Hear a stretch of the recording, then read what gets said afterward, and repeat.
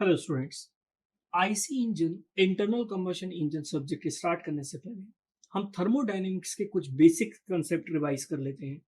Thermodynamics subject already आपका complete हो चुका है। अगर आपने थर्मोडायनेमिक्स सब्जेक्ट नहीं पढ़ा है तो आप थर्मोडायनेमिक्स सब्जेक्ट एक बार जरूर पढ़िए, क्योंकि आईसी इंजन में थर्मोडायनेमिक्स के कंसेप्ट अप्लाई होते हैं। ओके, जैसे कि first law of thermodynamics, second law of thermodynamics, ये जो लॉज हैं ये लॉज आईसी में भी यूज किए जाएंगे। आपने डिफरेंट डिफरेंट साइकिल और डिफरेंट प्रोसेस के बारे में पढ़ा है थर्मोडायनेमिक्स में। ये प्रोसेस भी आईसी इंजन में यूज होंगी। इसलिए हम सब्जेक्ट स्टार्ट करने से पहले एक ब्रीफ रिवीजन कर लेते हैं थर्मोडायनेमिक्स का। पूरे सब्जेक्ट को हम नहीं पढ़ेंगे, सिर्फ वो पॉइंट्स पढ़ेंगे जो कि आईसी इंजन में यूजफुल है या पूरे आईसी इंजन में कहीं ना कहीं यूज हो रहे हैं। ओके, जैसे कि सबसे पहले हम बात करते हैं थर्मोडायनेमिक्स में लॉस के बारे में। Okay, laws of thermodynamics, laws of thermodynamics.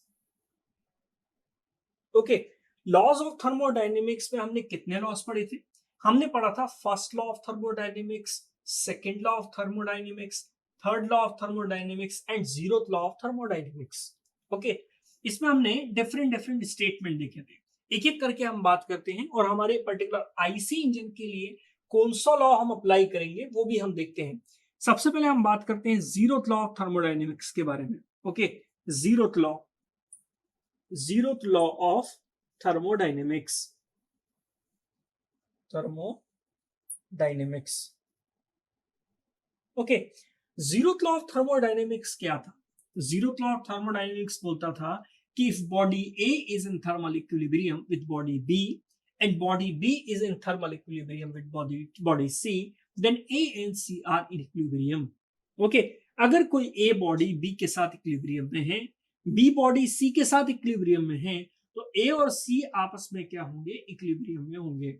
इसको हमने डिटेल में थर्मोडायनेमिक्स सब्जेक्ट में पढ़ा है। इसका एग्जाम्पल क्या था? इसका एग्जाम्पल था थर्मोमीटर।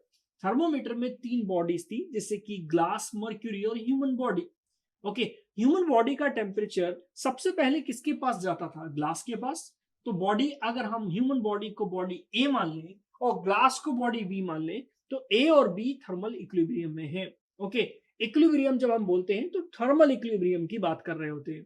थर्मल इक्विलिब्रियम का क्या मतलब था? थर्मल इक्विलिब्रियम का मतलब था इक्वालिटी ऑफ टेम्परेचर। अगर दो सिस्टम आपस में थर्मल इक्विलिब्रियम में होंगे, इसका मतलब यह होगा कि दोनों सिस्टम का टेम्परेचर आपस में क्या होगा? सेम होगा।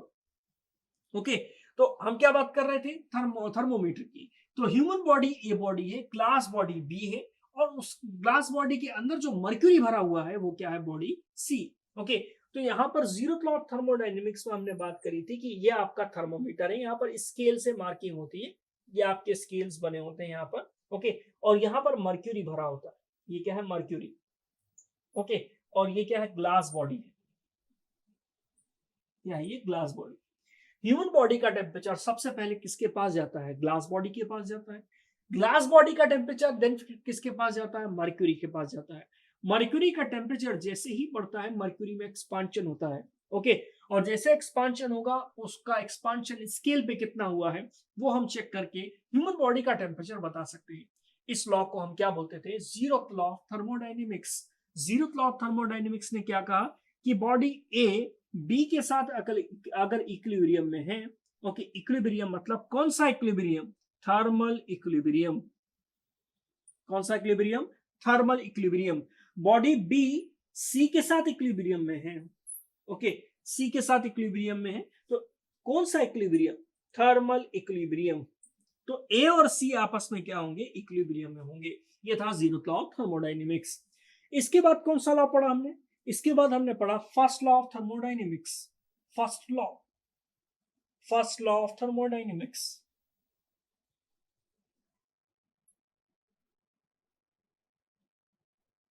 Okay, first law of thermodynamics क्या था? First law of thermodynamics basically energy conservation पे बेस्ड था।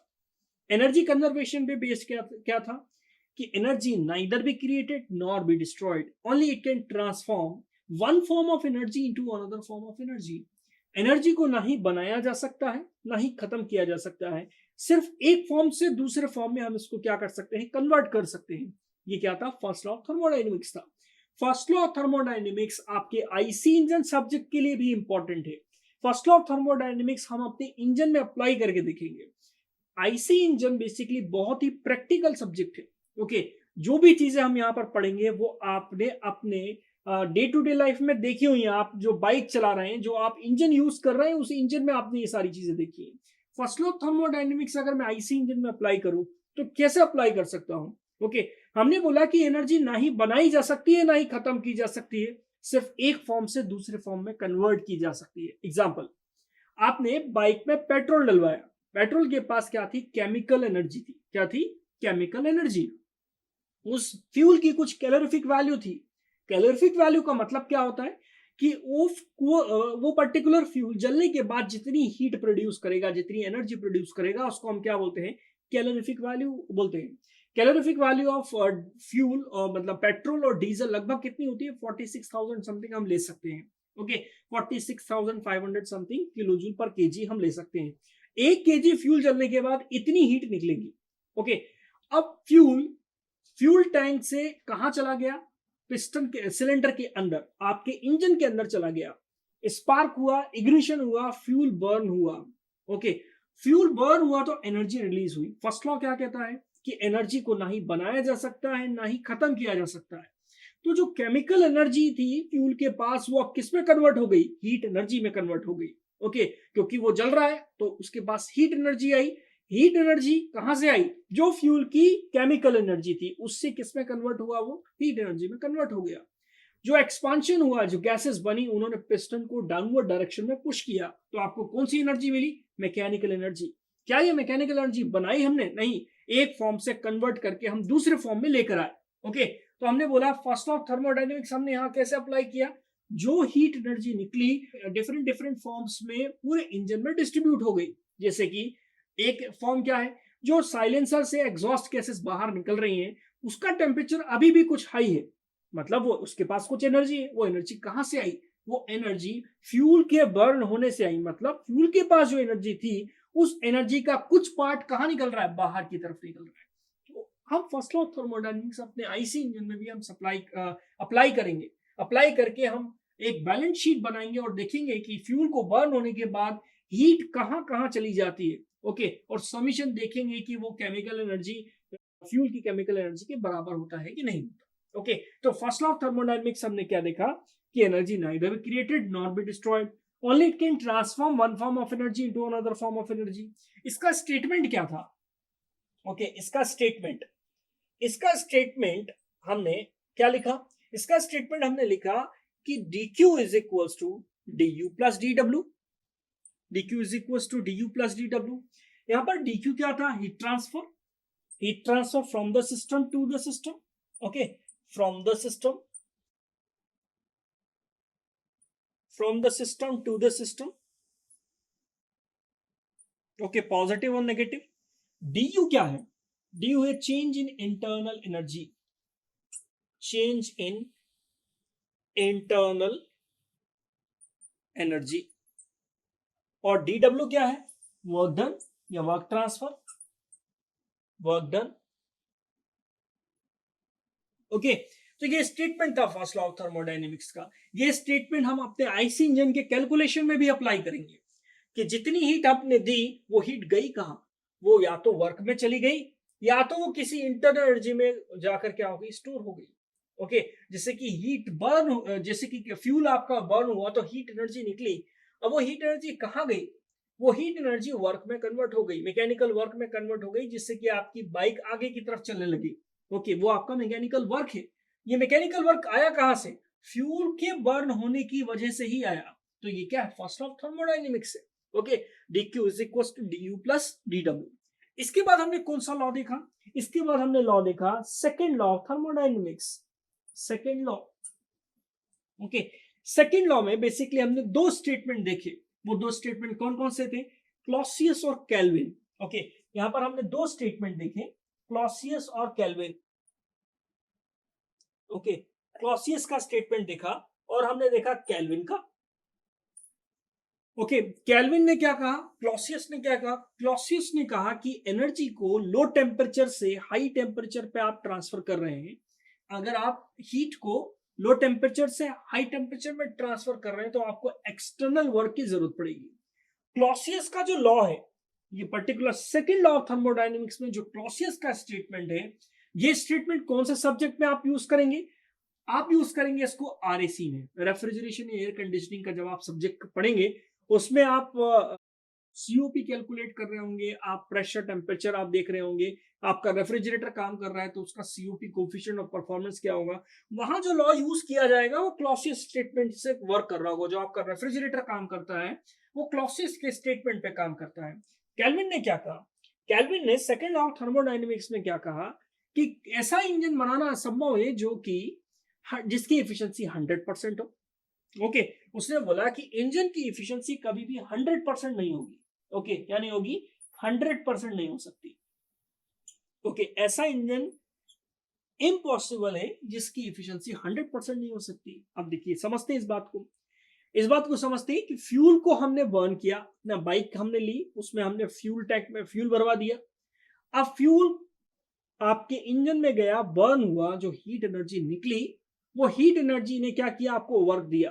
ओके, वर्क देने के बाद जो साइलेंसर से बाहर की तरफ एग्जॉस्ट गैसेस निकल रही है, वो एग्जॉस्ट गैसेस का टेम्परेचर अभी भी हाई है। इसका मतलब उसके पास कुछ ना कुछ अभी भी हीट है जो कि वर्क में कन्वर्ट नहीं हो पाई, वो वेस्टेज ऑफ एनर्जी है। यही स्टेटमेंट किसने दिया था? केल्विन प्लांक ने। केल्विन प्लांक ने ये बोला कि अगर कोई इंजन काम कर रहा है और कोई इनपुट ले रहा है तो वो पूरा का पूरा आउटपुट में उसको नहीं बदल सकता। डेफिनेटली कुछ ना कुछ लॉस हो जाएगा, कुछ ना कुछ हीट क्या हो जाएगी? सिस्टम से बाहर निकल जाएगी। ओके, जैसे कि इंजन को जब आप टच करेंगे तो उसका बाहर का टेम्परेचर बहुत ही हाई होता है। इसका मतलब हीट बाहर की तरफ भी निकल रही है। ये हीट आई कहां से? जो फ्यूल बर्न हुआ उसी से हीट क्या हो रही है? बाहर निकल रही है। मतलब ये भी एक तरह का लॉस है। जो साइलेंसर से एग्जॉस्ट गैसेस बाहर निकल रही हैं वो भी एक तरह की क्या है? एनर्जी है जो कि फ्यूल के बर्न होने से ही आई है। ओके, तो केल्विन का स्टेटमेंट बिल्कुल राइट था। केल्विन का स्टेटमेंट क्या था कि इफिशियंसी कभी भी 100% नहीं हो सकती। मतलब जो आप एनर्जी इनपुट ले रहे हैं उसको पूरा का पूरा वर्क में नहीं बदल सकते आप, कुछ ना कुछ क्या हो जाएगा? लॉस हो जाएगा। ओके, तो ये था लॉज ऑफ थर्मोडायनेमिक्स। इसके बाद हमने क्या पढ़ा?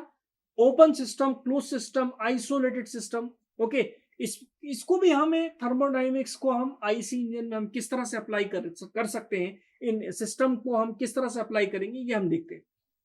अब देखिए, हमने थर्मोडायनेमिक्स में डिफरेंट डिफरेंट सिस्टम्स पढ़े। वो सिस्टम क्या थे? Close system, close system, okay, open system, open system, isolated system, isolated system. Close system क्या था? ऐसा सिस्टम जिसमें कि मास ट्रांसफर ना हो, ओनली एनर्जी ट्रांसफर हो, उसको हम क्या बोलते हैं? Close system. ओके, ये सारी चीजें आपके एग्जाम में पूछी जाएंगी। ओके, बहुत ज्यादा बेसिक है। जैसे कि जेई का एग्जाम हो गया, जूनियर इंजीनियर का एग्जाम हो गया, रेलवे का एग्जाम हो गया, टेक्निकल एग्जाम, उसमें इस तरह के क्वेश्चंस पूछे जाते हैं। ओके, क्या क्वेश्चन पूछे जाते हैं अभी मैं आपको बताता हूं। जैसे कि ये सिस्टम है, ये सिस्टम क्लोज सिस्टम है। ओके, ये चीज आपको मैं ऑलरेडी थर्मोडायनेमिक्स में बता चुका हूं। एक क्लोज सिस्टम है, क्लोज सिस्टम का मतलब मास बाहर नहीं निकल रहा है। ओके, इसका टेम्परेचर 100 डिग्री सेंटीग्रेड है तो डेफिनेटली हीट क्या होगी? ट्रांसफर होगी। ओके, हीट बाहर की तरफ निकल रही है तो heat is a form of energy. Okay, मतलब इसमें एनर्जी ट्रांसफर तो होगी लेकिन मास ट्रांसफर नहीं होगा। ऐसा सिस्टम क्या कहलाता है? Close system. अब आप इसको आईसी इंजन से रिलेट करिए। क्या हमारा आईसी इंजन क्लोज सिस्टम है? ओके, क्या ऐसा हो रहा है कि मास ट्रांसफर नहीं हो रहा, सिर्फ एनर्जी ट्रांसफर हो रही है? ओपन सिस्टम क्या था?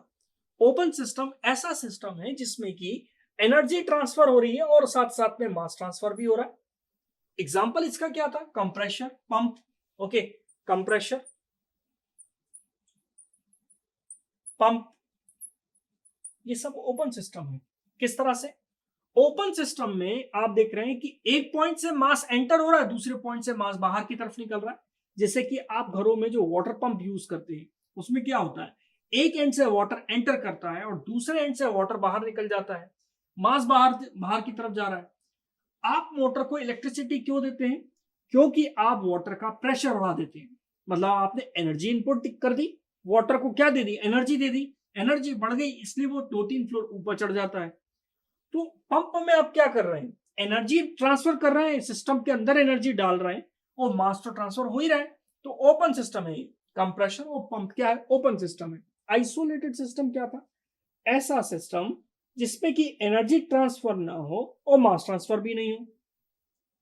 ऐसा कोई सिस्टम ही नहीं बना आज तक जिसमें कि आप एनर्जी ट्रांसफर को रोक सके। मास ट्रांसफर तो रोक सकते हैं आप, ओके, उसको क्लोज कर दीजिए, मास बाहर नहीं निकलेगा, लेकिन एनर्जी को रोक सकते हैं क्या? एनर्जी ट्रांसफर हम नहीं रोक सकते। तो आइसोलेटेड सिस्टम बना ही नहीं आज तक। ओके, हम इसका एग्जाम्पल क्या मान लेते हैं? ओके, इसका एग्जाम्पल हाइपोथेटिकल मान लेते हैं, काल्पनिक मान लेते हैं। यूनिवर्स। यूनिवर्स इतना बड़ा सिस्टम है कि उसके जो कुछ भी हो रहा है उसके अंदर हो रहा है, बाहर की तरफ कुछ नहीं जा रहा।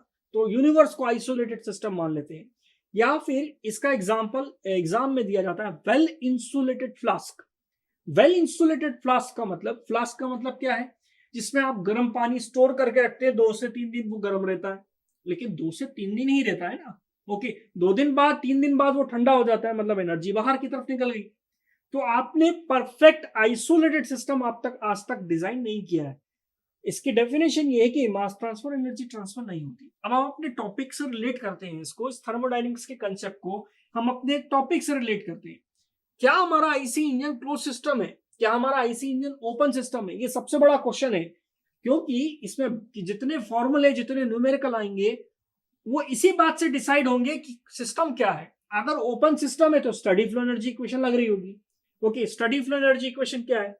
Study flow energy equation h1c²/2g plus gz plus q, okay, remains constant. ये steady flow energy equation. Steady flow energy equation तब लगेगी जब सिस्टम ओपन है। क्लोज सिस्टम में कौन सी इक्वेशन लगती है? क्लोज सिस्टम में इक्वेशन लगती है first law of thermodynamics, dq is equal to du plus dw। Okay, ये आपके क्लोज सिस्टम के लिए। रिवर्सिबल क्लोज सिस्टम हो और फर्स्ट लॉ ऑफ थर्मोडायनेमिक्स अगर आपको लगाना हो तो ये फॉर्मूला आप लगा सकते हैं डिफरेंट डिफरेंट प्रोसेस के लिए।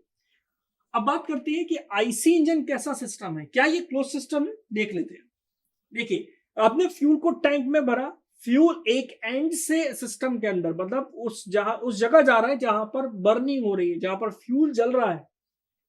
ओके, उस पॉइंट पर वो गया, फ्यूल की बर्निंग हुई, फ्यूल जला, हीट जनरेट हुई, हीट ने पिस्टन को डाउनवर्ड डायरेक्शन में पुश किया, मैकेनिकल वर्क आपको मिला और उसके बाद गैसेस के फॉर्म में वो बाहर निकल गया। अगर मैं ओवरऑल देखूं तो एक एंड से मास एंटर हो रहा है और दूसरे एंड से in the form of steam form of exhaust gases बाहर निकल रहा है। ओके, और एनर्जी भी बाहर निकल रही है। कैसे? जो एनर्जी जनरेट हुई वो मैकेनिकल वर्क के फॉर्मेट में आपको मिल रही है, इसलिए बाइक आपकी चल रही है। अगर आप स्टार्ट टू एंड देखेंगे तो आपको ऐसा लगेगा कि आईसी इंजन आपका ओपन सिस्टम है, क्योंकि मास ट्रांसफर भी हो रहा है, एनर्जी ट्रांसफर भी हो रही है। लेकिन आईसी इंजन में हम क्या करते हैं? आईसी इंजन की एनालिसिस के लिए हर स्ट्रोक को, मतलब हर प्रोसेस को पार्ट बाय पार्ट उसको अलग अलग कर देते हैं और ये मान लेते हैं कि वो आपका क्या है? Close system. जैसे कि आपने क्या किया? एयर को लिया, फ्यूल को लिया, मिक्स किया कार्बोरेटर में और कंबशन चेंबर के अंदर डाल दिया। कंबशन चेंबर क्या है? जहां पर कंबशन हो रहा है। कंबशन चेंबर के अंदर डालने के बाद उसको कंप्रेस किया। जब कंप्रेशन हो रहा है तो इनलेट और आउटलेट दोनों क्लोज है। जब इनलेट और आउटलेट दोनों क्लोज है और आप उसको कंप्रेस कर रहे हैं, मास ट्रांसफर तो नहीं हो रहा, एनर्जी ट्रांसफर जरूर हो रही है। तो उस केस में वो क्या है? ओपन क्लोज सिस्टम है। इसके बाद क्या हो रहा है? एक्सपांशन हो रहा है। एक्सपांशन हो रहा है, गैसेस का एक्सपांशन हुआ। जब गैसेस बर्न हुई तो गैसेस का एक्सपांशन हुआ, पिस्टन को डाउनवर्ड डायरेक्शन में पुश किया। अब यहां पर एनर्जी ट्रांसफर तो हो रही है, ओके, लेकिन मास ट्रांसफर नहीं हो रहा है क्योंकि इनलेट और आउटलेट वाल्व क्लोज है। ओके, तो एनालिसिस के लिए हम आईसी इंजन को किस तरह का सिस्टम मानेंगे? Close system. क्या मानेंगे? Close system. इंपॉर्टेंट पॉइंट है ये, आपके एग्जाम में पूछा जाता है कि आईसी इंजन को आप क्या मानेंगे? क्लोज सिस्टम की open system.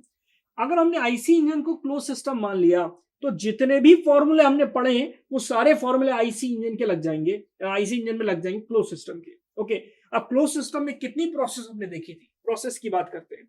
Process, close system process. Okay, close system process. Okay, close system process हम देखते हैं।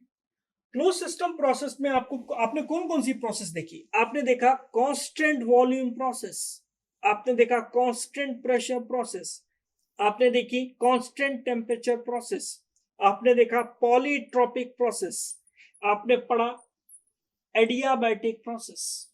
ये सारी प्रोसेस हम थर्मोडायनेमिक्स में पढ़ के आ चुके हैं, हम दोबारा नहीं पढ़ेंगे इसको। आपने अगर ये सब्जेक्ट पढ़ने से पहले वो नहीं पढ़ा तो आप उसको देख कर आए। ओके, हम एक ब्रीफ इसका रिवीजन करेंगे कि ये था क्या। कांस्टेंट वॉल्यूम प्रोसेस, प्रोसेस का मतलब मैंने आपको क्या बताया था कि change of state is called process.